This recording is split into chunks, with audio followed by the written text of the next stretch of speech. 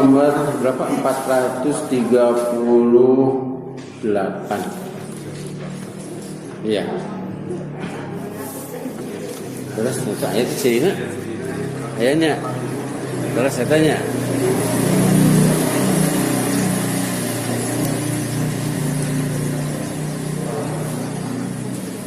Halaman 198.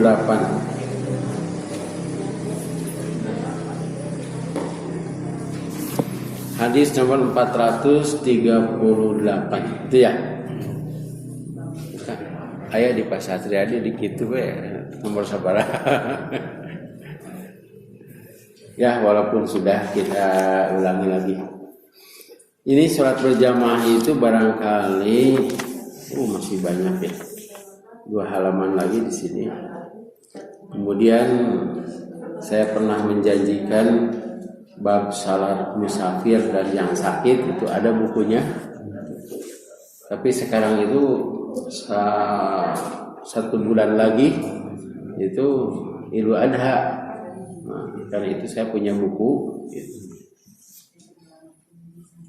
Bagaimana kalau kita nanti membahas bab kurban supaya yang tidak kurban juga dapat pahala. Sebab kenyataannya kalau Idul Kurban yang tidak punya uang dia aja gitu. Nah, dalam buku itu diceritakan semua dapat pahala. Nanti ada pengumuman dari Haji. Kita bahas hadis nomor 438. An Anasin radhiyallahu anhu anna Nabiyya sallallahu alaihi wasallam qala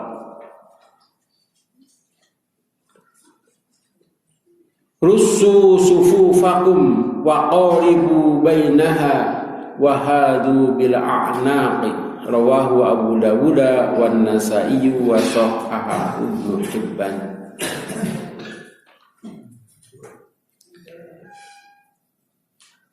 Dari Anas radhiyallahu anhu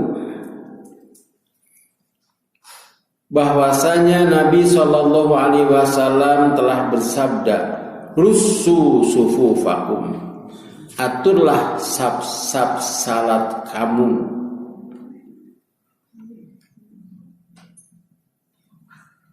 Wa qaribu bainaha, dan dekatkanlah antaranya. Wahadu bil a'naqi, dan ratakanlah dengan tengkok punuk dan bahunya. Hadis ini diriwayatkan oleh Abu Dawud An-Nasa'i dan disahkan atau Ibnu Hibban menilai hadis ini sahih. Sebetulnya rusu itu rapat itu. Rusu itu dari rosok, ya rusu artinya rapat. Marsus, nah itu kan dalam Quran surah As-Sof, namanya Innallaha yuhibbul ladzina yuqatiluna fi sabilihi saffan ka'annahum bunyanun marsus. Sesungguhnya Allah mencintai orang-orang yang berjihad di jalannya sopan dengan bersaf-saf. Ka'annahum, seolah-olah mereka bunyanun marsus, lah ada marsus, seperti bangunan yang rapat. Tapi di sini diartikan oleh Hasan, aturlah saf-saf salatnya. Jadi diatur ya, dibereskan. Wa qaribu bainaha, dan dekatkanlah antaranya. Jadi tidak boleh ada jarak. Bahkan di dalam hadis yang lain disebutkan jangan ada jarak Sebab kalau ada jarak kayak diasupan ku setan. Nah, kade Pak itu teh siga kieu aya zaman lainnya banyak.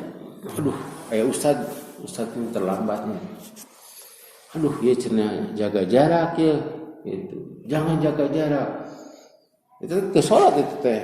Ieu masbuk ustad teh. Bisi diasupan setan, sup ke ustad teh kadinya. Itu pami bade asup kayaknya atau makanya tong jadi heula gitu. Kali itu nama rapat kan perbaharinya, aduh cenah ieu bisi. Tapi betul ya, bisi diasupan setan makanya diasupan ke ustad. Tong jarang cenah kayak diasupan setan, ustadna asup kadinya. Kudu nama kieu tibatan diasupan ke setan, asupan ke ustad. Nah. Dan ini jaraknya juga disebutkan jangan ada saurangan. Ulah dikaya pan jaraknya ada yang lebar itu. Biasanya yang menjadi ukuran itu tehal keramik ya. Ini keramiknya 40 ke 40. Jadi ada yang 40 cm, tapi ada yang keramik 60 ke 60 Pak. Saya pernah lihat itu, aduh ya jarang pisan cetek itu. Tapi setelah sholat subuh, sholat jaga jarak, tapi kalau sholat subuh ngaji seperti ini. Nah ini sebetulnya takut sama siapa? Kalaupun mau dalam sholat. Tapi dikitukan teh bapak-bapak teh kecelincing gitu siga naon gitu. Nya ngarti jeung era gitu. Ari salat jarang. Ari ngobrol deukeut. Kumaha ieu teh?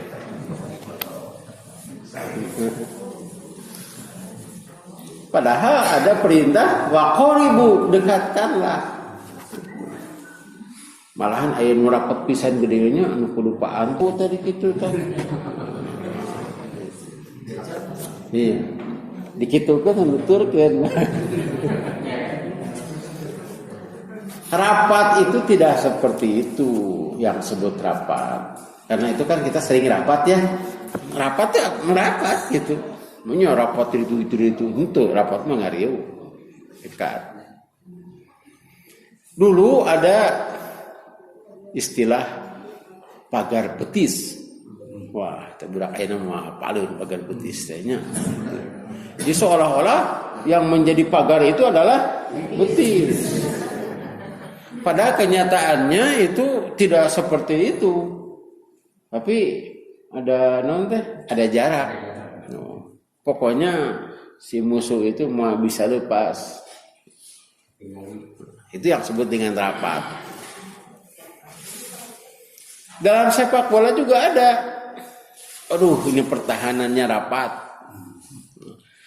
Tidak bisa menembus tembok pertahanan, sebutnya juga tembok. Nah, jadi kata rapat itu menunjukkan bukan arti yang sebenarnya. Saya pernah ngebagi buku pada teman-teman saya begitu. Saya punya buku gratis. Yang jauh mendekat, yang dekat merapat. Kira aku kau ustaz kudu kitu. Maksudnya mah ustaz cenah kirimkeun, coba gratis, coba kudu ngirimkeun kira-kira. Tapi ada yang mengerti kirim ongkir gitu ya. Ya ongkir, nah itu mah ngerti itu. Jadi yang jauh mendekat, yang dekat merapat. Nah, berarti merapatnya lebih dekat. Gitu. Lebih dekat. Karena di sini disebutkan rapat itu bukan halus pantau. Tapi tidak juga jaga jarak. Sebab orang yang sholat itu tidak droplet ke gigir. Dropletnya muncrat. Jadi muncrat juga ke depan. Nah, kalau mau di sini Iya pasangnya tak plastik gitu, bisin wina ka. Beli ustadna gitunya, pasang aya tuh, pasang plastik sekarang. Nah, mika gitu. Iya di admin ya. Nah itu. Jadi katingali mun ustad muncrat kadinya. Tahan, ya ini pakai aja gitu untuk jaga-jaga ya. Itu beri belah dia ada limun. Kagigir mata dateng ngobrol, pantai kengi ngobrol. Hah? Kecuali di lupa.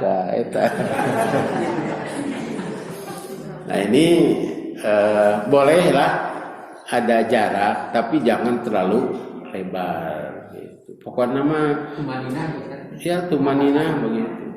Sebab nanti kalau kakinya rapat begitu kan berdesak-desakan. Waktu sujud itu kan begitu, harus mengembang ini. Harus terbuka. Bahkan Rasulullah SAW itu kata para sahabat diperhatikan sholatnya teh. Ini kan ada sampai terlihat tiapnya putih katanya, menurang pada hidung. Itu menunjukkan bahwa Rasulullah itu putih. Ya orang udah itu putih orang Arab asli itu. Nabi Ibrahim itu putih. Nabi Muhammad itu putih. Nah, karena itu kita ukur dari di sini. Kalau di Masjidil Haram memang itu aya eta tah aya nu hararidung. Diberi jarak seetik teh diuk we di dinya. Itu tidak boleh. Dalam Jum'ah juga tidak boleh ya. Ketika Jum'ah tidak boleh memisahkan seseorang dari yang lain. Punten gek dirinya doraka eta teh. Tapi anu doraka mah anu diuk di tukang ngahalangan batur. Komo jeung salat dina lawang panto. Lewat temenan gitu. Eta teh doraka, makruh salat mah oge dinya teh. Tah eta meh gancang euy. Padahal konsumsi di bagian ti payun, ini ti pangkarnya.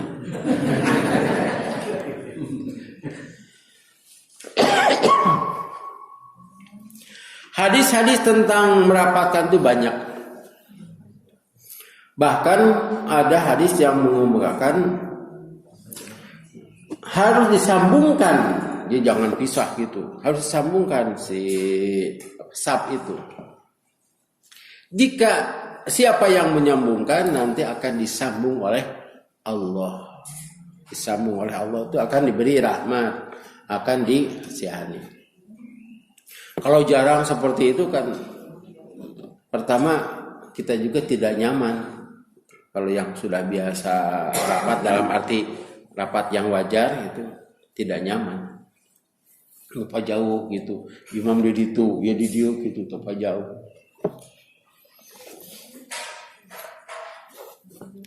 Dalam sebuah hadis dinyatakan bahwa ini sudah ya.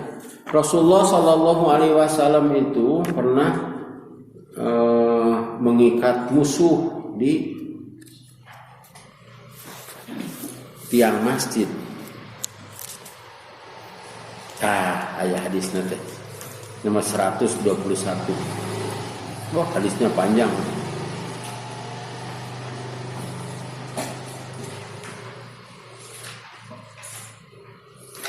Hadis 121 dari Abi Hurairah tentang kisah Sumamah bin Usal ketika ia masuk Islam dan Nabi sallallahu alaihi wasallam perintah akan dia supaya mandi. Jadi begini, ketika perang itu ini pemimpinnya Sumamah bin Usal itu ditewak. Kemudian datang waktu sholat, kalau tidak salah sholat asar. Dikarenakan jamaah akan sholatnya dicangcang kita teh Sumamah bin Usal teh dina tihang menghadap kiblat di Madinah. Kemudian Rasulullah sallallahu alaihi wasallam sholat berjamaah dengan para sahabat. Beres sholat, nah Sumamah bin Usal teh merhatikan sholat, wah paingan cenah Islam teh menang wae. Sebab begitu taat ke imam. Tidak ada yang mendahului imam. Safnya rapat. Kemudian dia menyatakan masuk Islam. Dan ini merupakan kelebihan Islam sebetulnya. Jadi pemisalatna teu bener gitu ya. Aya jarak yang dapat diisi saurangeun. Nah, itu pertahanannya tidak kuat. Kecuali memang kita sudah pelajari salat khauf. Salat khauf mah harus jarak gitu. Siga pagar betis teh gitu ya. Sebab ketika ini beres salat, ya maju. Nah, ya mundur. Nah, sampai begitu. Di urang mah teresep ka masjid teh. Sebab kabejakeun masjid teh sok leungit cenah. Padahal bukan orang Islam nu maling mah, nu teu salat. Ya. Tong ka masjid sok leungit cenah. Kan di gereja Matara dah dipake. Terus teh leungit cenah. Nah, ini Sumamah bin Usal itu sampai tertarik begitu, sampai dia menyatakan masuk Islam.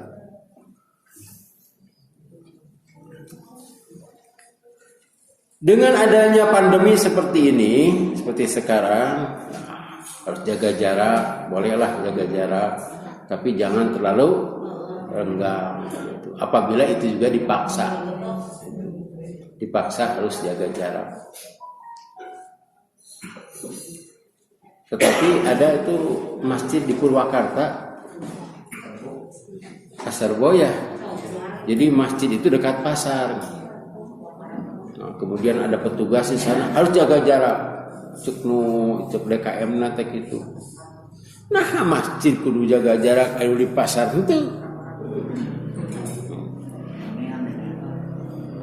Iya, ini ketentuannya. Mengapa ketentuan diberlakukan di masjid di sana tidak? Padahal orang yang masuk masjid itu kakinya harus bersih, mulutnya juga bersih kan? Berwudu. Tangannya juga bersih. Ini cenah aturan dari pemerintah. Ini aturan dari Rasul. Sok rek kumaha deui. Pada akhirna mah ya cenah abdi mah ngan sakadar ngadugikeun we. Nya da abdi ge ngadugikeun ti Rasul. Biasa saja begitu. Pokoknya yang terkena penyakit itu sudah ada alamatnya dari Allah. Dan orang yang terkena itu bukan kutukan. Mungkin saja itu adalah kasih sayang Allah. Sebab orang yang terkena penyakit ya corona itu orang akan berzikir lantaran ingat karena maut. Pan orang matara dikir teh.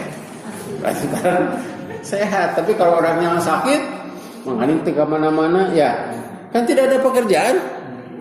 Untung buku dikirnya sudah dibagikan. Atau ngapakeun Asmaul Husna gitu gitu. Dan itu ketika ditakdirkan meninggal dalam keadaan zikir itu dalam ayat Quran wala tamutunna illa wa antum muslimun. Yang lain belum tentu meninggal dalam keadaan zikir. Orang begitu mah pasrah ke Allah teh nyaan pasrah dan zikirnya lebih banyak. Karena itu kalau sakit jangan masuk ke masjid. Harus di rumah dalam keadaan seperti ini. Sakitnya sakit batuknya, batuk, bersin. Da ieu mah punten Pak, aya pertanyaan kamari ka abdi. Ustaz cenah upami hitut kenging ngucapkeun alhamdulillah. Teh cimkuring teh. Cimkuring kita itu ini pertanyaannya kemana gitu ya?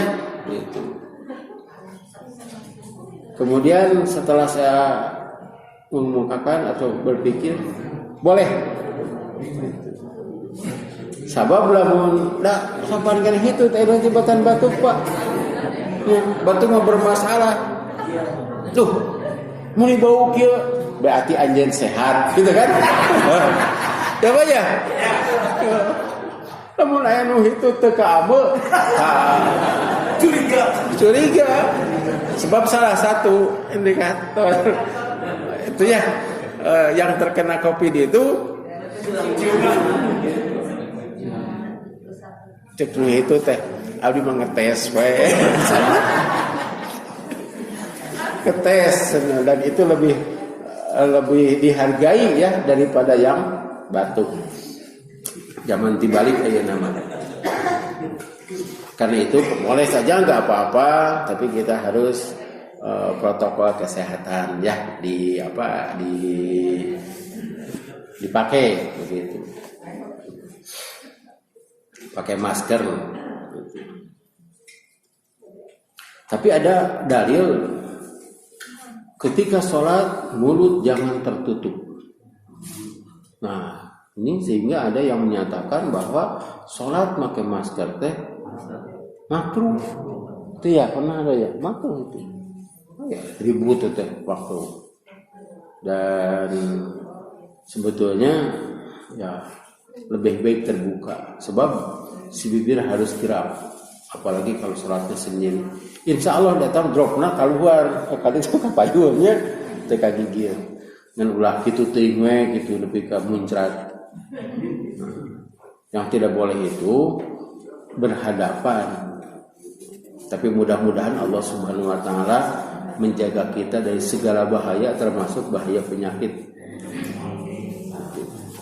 Doa nama kan ada doa setelah sholat ya. Allahumma jannibna munkaratil akhlaqi wal a'mali wal ahwa'i wal adwa'i. Ya Allah, jauhkanlah aku dari kejelekan akhlak, kejelekan amal, kejelekan hawa nafsu dan kejelekan penyakit. Jadi ada penyakit yang jelek, ada penyakit yang tidak jelek.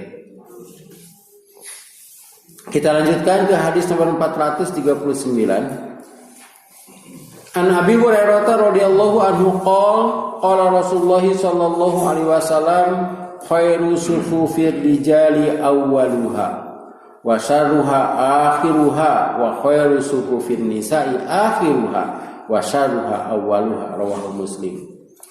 Dari Abi Hurairah yang berkata telah bersabda Rasulullah sallallahu alaihi wasallam sebaik-baik saf laki-laki itu awalnya yang paling depan dan sejelek-jeleknya adalah akhirnya. Ini sebaik-baik di antara yang baik dan sejelek-jelek di antara yang baik. Ada Pak? Beda ya. Jadi sebaik-baik di antara yang baik dan sejelek-jelek di antara yang baik. Ada. Ke atas tuh. Cenah asup ke masjid, wah bagian di tukang, makanya hadis nage jelek cenpang tukang teu we. Itu di belakang itu sejelek-jelek dari yang baik. Jadi begini, yang lulus itu nilainya dari 6 sampai 10 lulus. Tapi dari 5 sampai ke bawah 1 atau 0 tidak lulus. Ada yang bernilai 6. Nilai 6 itu nilai yang paling rendah di antara yang lulus. Oh, kalau saya senang nilainya 5 terbaik di antara yang tidak lulus. Ada, ini sejelek-jeleknya itu dari yang baik sebab berjamaah itu hukumnya sunnah muakkadah bahkan mendekati wajib. Karena itu kalau di belakang itu sejelek-jelek yang baik. Ya nilainya bisa 6, bisa 7. Nanti ada kita bahas ke bawah. Dan sebaik-baik saf perempuan itu belakang akhirnya dan sejelek-jeleknya ialah awalnya. Nah ini juga sejelek-jelek yang baik di antara yang baik. Keterangan di dalam beberapa hadis Rasulullah SAW telah atur bahwa di belakang imam itu saf laki-laki dan di belakang saf laki-laki itu saf anak-anak.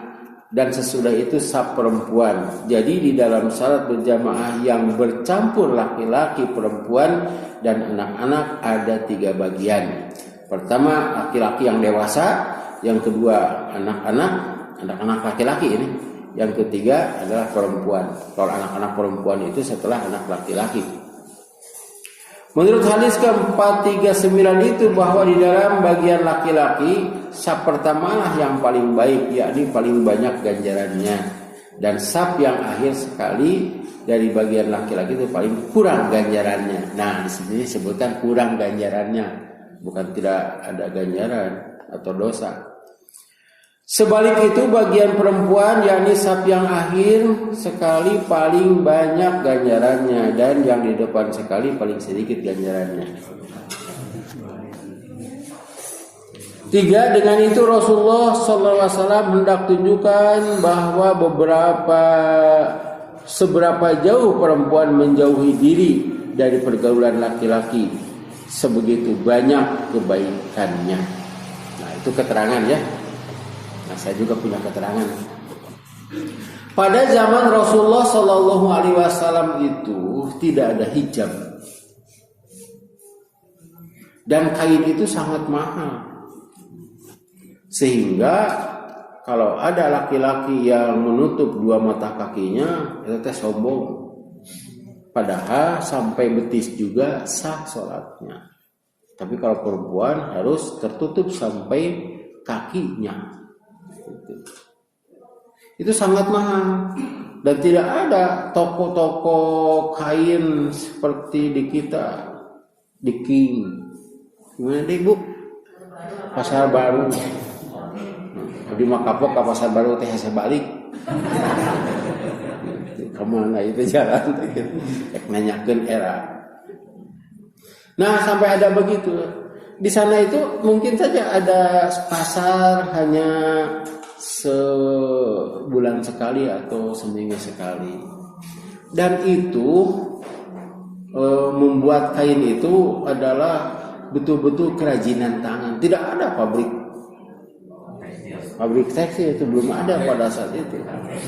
Di kainnya di Mekah ada pabrik tekstil, di Mekah ada. Jadi kalau beli kain dari Mekah itu adalah impor. Nah, sekarang banyak. Karena itu untuk membuat kain itu sangat susah dan mahal. Karena itu juga untuk hijab itu tidak ada hijab. Sehingga ada hadis begini. Ini riwayat Bukhari. Jadi Rasulullah SAW kedatangan rombongan yang miskin. Pakaiannya itu hanya ini. Laki-laki itu menutup bujal sampai lebih karena tuur, tutup handap ada pun tuur. Kemudian ada selendang yang punya apa? Si kain ihram lah. Ihram ya. Itu untuk laki-laki. Itu kalau yang kaya punya selendang di atasnya, jadi dua kainnya. Laki-laki itu cukup hanya satu kain. Ketika sholat berjamaah, kata Rasulullah Shallallahu Alaihi Wasallam, kaum perempuan tong waka cengkat dina sujud teh, nepika anu hareupeunana geus ajeg. Atas tuh Bu. Saya ke bapak-bapak. Itu hadisnya Bukhari. Lain kabita, ada sahan kabita itu. Beda kalau laki-laki itu melihat orang perempuan itu kabita. Kalau perempuan mah teu kabita. Tapi upami ningali eta mata ngabatakeun eta teh kana salat gitu. Aduh, cenah kumaha make komentar. Ibu-ibu sok komen gitu. Karena itu Rasulullah bijaksana. Sa perempuan yang depan tong waka cengkat cenah gitu. Lagi nu di pangkar oge kan ya terhusuk Pak. Laki-laki yang di belakang kan terhusuknya. Begitu. Bisa ya perempuan anu teu bener sujudna. Kudu nama kitu ya kitu.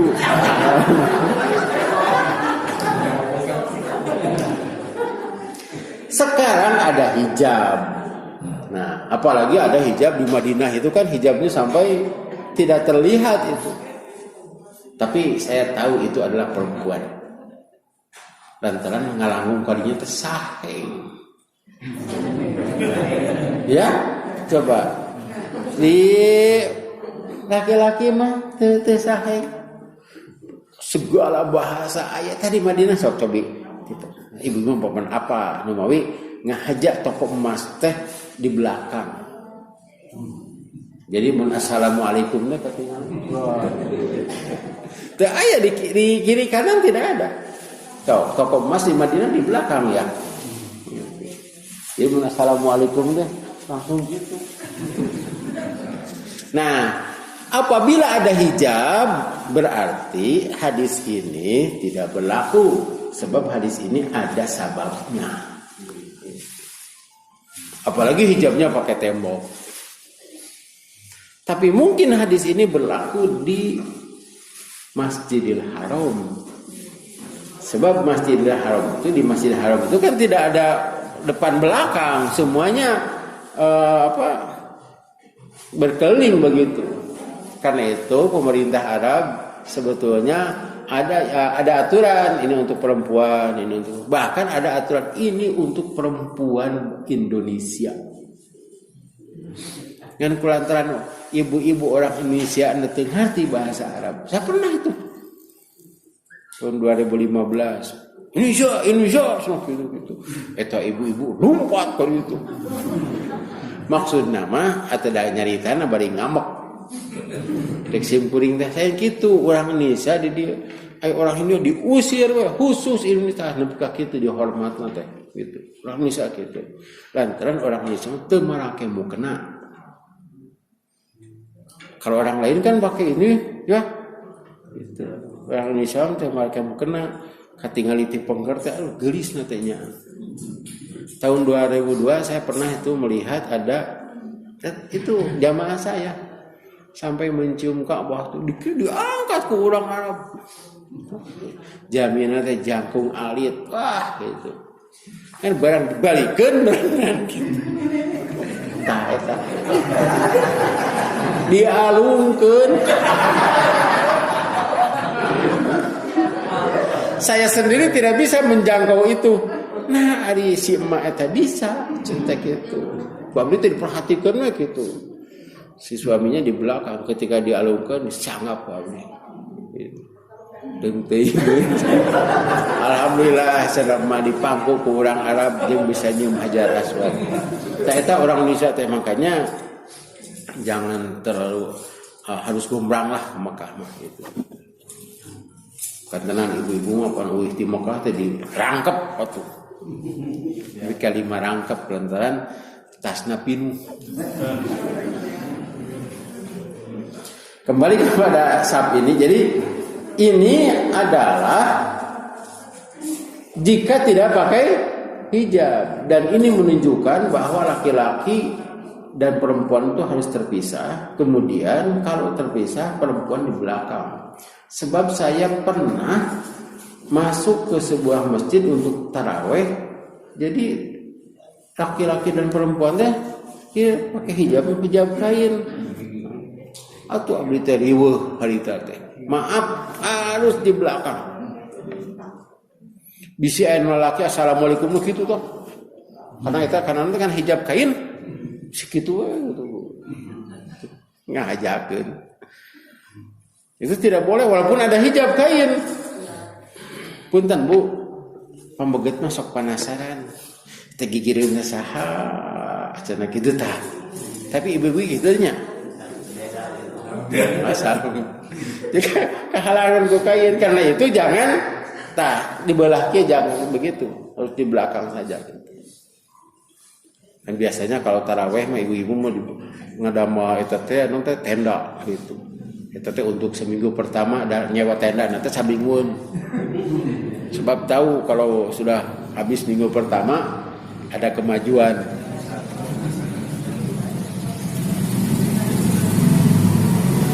Dan ini juga kalau sab pengajian tidak apa-apa begini, tapi kalau sab sholat itu kita kada diluhurannya, kada diluhuran. Sebab hawatas nu dipengker. Misalnya ada sholat gerhana di sini, perempuan di sana, itu di luhuran gitu. Eta pemegat nu dipengker teh sating. Bapak-bapak mau. Nah, caranya baik, caranya bapak-bapak. Tapi kalau anak muda, aduh, makaning itu teh nu diincer di tukang teh. Pan salat teh Allahu Akbar. Aya kapuji saeutik, tapi upami di luhuran mah kitu teh apa. Nah, ini saya hanya usul saja untuk melaksanakan hadis ini ya. Jadi upami sakit teh tapi untuk sholat si perempuan itu jangan sampai terlihat oleh laki-laki, kan tidak boleh. Pan aya di belakang begitu masbuk gitu. Ngalian heula gitu. Itu ngalian gitu. Pan tidak boleh kayak ibadah gitu. Tapi saya lihat di Tasik itu ada bagus. Ada tirai. Kalau perempuan ke laki-laki jelas. Kalau dari sini kesannya tidak jelas. Itu kan cahaya gitu ya. Cahaya sok itu geningan orangnya itu. Jika dia iya kan cahayanya dari belakang itu Masjid Persis. Masjid Baitur Rahman, jadi cahayanya dari belakang sehingga dari belakang itu kan jelas. Dibalik itu pokoknya mah si perempuan itu jelas melihat tapi laki-laki tidak. Kade Bu, laki sok penasaran. Itu tentang hijab. Satu lagi, hadis nomor 440. Mengapa? Terkait perempuan. Ya. Sebaik-baiknya di belakang. Ya. Kalau memulai saf perempuan itu berarti harus dari belakang. Ya. Karena yang di depan kan paling jelek gitu, dari yang baik. Kalau memulai itu apa dari belakang atau dari depan? Terus yang kedua, bagaimana hukumnya kalau saf laki-laki sejajar dengan perempuan? Karena ada yang di sudut di perempuan sebentar. Iya. Pas temu laki-laki itu sampai di sejajar sama perempuan. Ya, seperti di Masjidil Haram. Saya katakan ini adalah bab hijab. Judulnya teh itu bab hijab. Jadi hanas perempuan ini waktu Idul Fitri ya misalnya. Bang tukangna pisan gitu. Udah hayang melaksanakan hadis ini. Kalau pakai hijab tidak apa-apa. Yang kedua, ini kan ada kaitannya dengan aurat laki-laki. Apabila dalam keadaan darurat, itu boleh. Ya, gitu. Di Madinah juga kan, itu apa? Tidak ditutup sebagian semuanya begitu. Ada jalur yang dari belakang itu ada. Tapi ininya tertutup rapat sehingga si laki-laki tidak melihat perempuan. Dan penting nama eta. Dan dalam keadaan darurat atau dalam seperti sholat id, nah itu kita bisa mengukur kalau perempuan itu menempatkan diri tidak di depan, sehingga yang kesiangan datangnya di saf depan, laki-laki yang kesiangan di saf belakang. Dan ini juga menunjukkan bahwa saf yang pertama itu lebih besar pahalanya, malahan sebesar ya onta, kurban onta begitu. Jadi itu tergantung kepada situasi gitu. Kalau perempuan, kalau laki-laki jelas harus depan. Ini masalah hijab, Pak. Kalau hijabnya sehingga seperti Masjid PP itu kan sampai ke atas sehingga si laki-laki tidak bisa memandang belakang. Yang di belakang juga tidak mana. Ini masalah pandangan sebetulnya. Masalah pandangan. Kalau laki-laki terlihat oleh perempuan tidak apa-apa. Kalau perempuan terlihat oleh laki-laki itu beda laki. Kalau itu seluruh tubuhnya adalah aurat. Dalam keadaan darurat, ya seperti yang sudut tadi itu ulah ngahajakeun salat di dinya padahal di hareup pasti kena kosong. Gitu. Taetan berapa ngajak gitunya janjian pan aya namanya belah mana tarawih teh kayak dinya pol baju lu ininya tuh janjian dirinya jadi ke tarawih teh ngobrol. Nah itu tidak boleh. Jadi di sini maksudnya kita tidak boleh melihat perempuan. lantaran upami aya perempuan sedang sholat saya laki di dia ibu-ibu tenang gitu sholatna beda Bu ya gitu. Sating lah itu tadi kita saat apa ya iya pada diteraskan ke ya 440 sebab 440 ini kaitannya juga dengan yang lainnya. Ini dua hadis lagi. An Ibnu Abbasin radhiyallahu anhu qala sallaitu ma'a Rasulillah sallallahu alaihi wasallam data lailatin faqumtu an yasarihi fa akhadha Rasulullah sallallahu alaihi wasallam bi rasi min wara'i faja'alani an yaminihi muttafaqun alaih. Dari Ibnu Abbas yang berkata saya pernah salat beserta Rasulullah sallallahu alaihi wasallam pada satu malam yaitu saya berdiri di sebelah kirinya. Maka Rasulullah SAW pegang kepala saya dari belakang, lalu ia dirikan saya di sebelah kanannya. Ini menunjukkan salat berjamaah berdua itu, makmum itu di sebelah kanan. Ini sholat tahajud Rasulullah teh. Itu rada panjang. Ibnu Abbas itu adalah adik sepupu Rasul, kan Abbas teh paman Rasul. Nah, tapi ini masih anak-anak.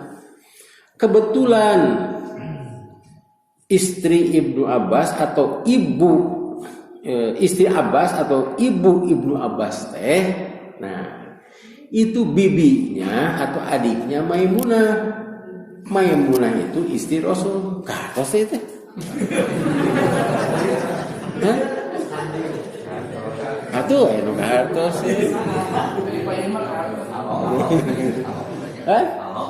Halo, jadi istri Abbas dan istri Rasul itu adik kakak. Nah, gitunya ke atas nama gitu.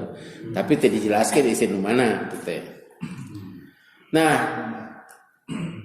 Ibnu Abbas itu suka bermalam di bibinya Maimunah.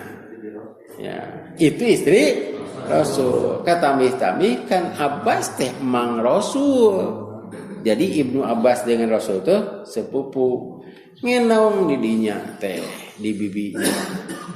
Nah atuh betul ngenaung didinya sigan teu boga imah. Ibnu Abbas ingin tahu apa yang dilakukan oleh Rasulullah SAW pada malam hari dalam sholat.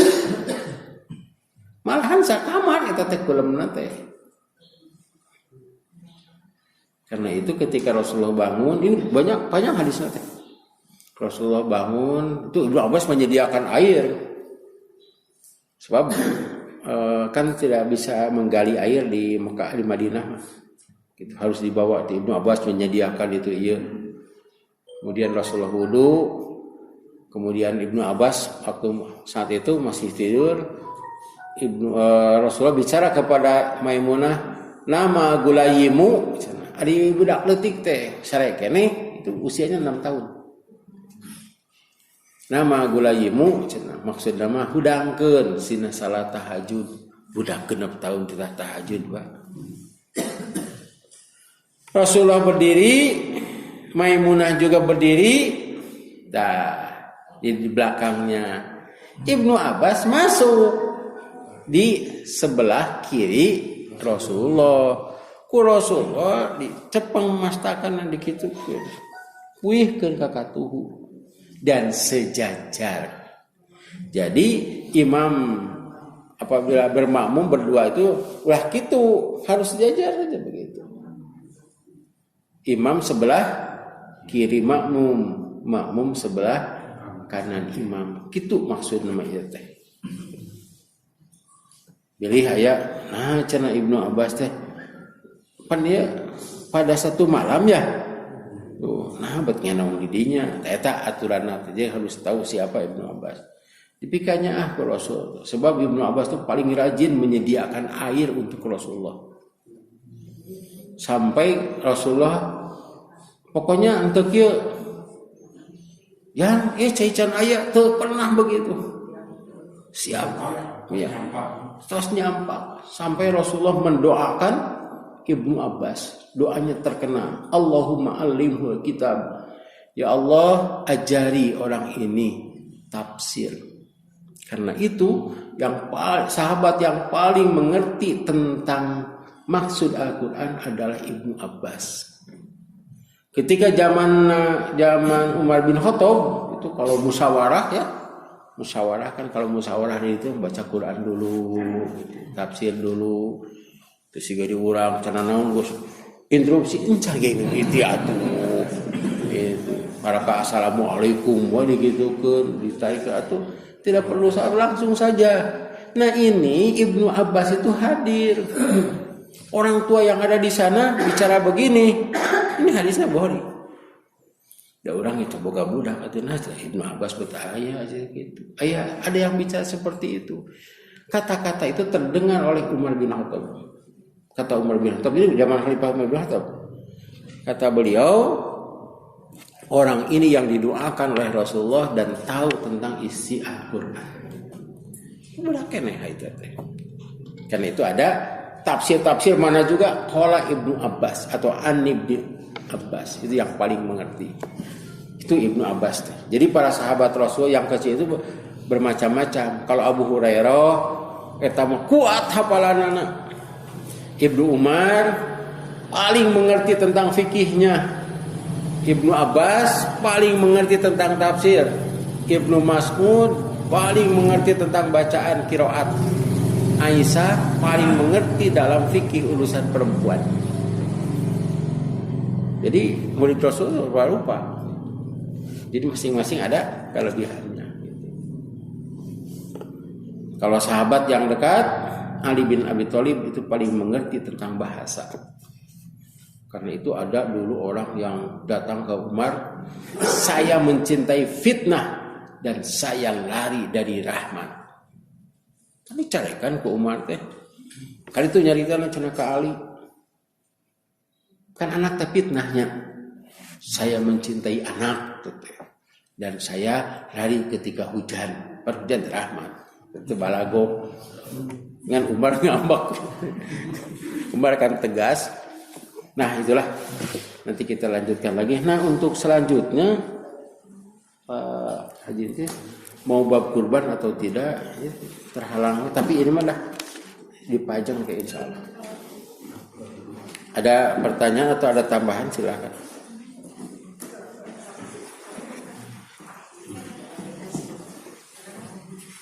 Ya, semoga Allah Subhanahu wa taala memberikan berkah kepada kita, menjaga kita dari segala bahaya termasuk penyakit, mengumpulkan kita bukan hanya di sini tapi juga nanti di akhirat di surga Jannatul Na'im insyaallah.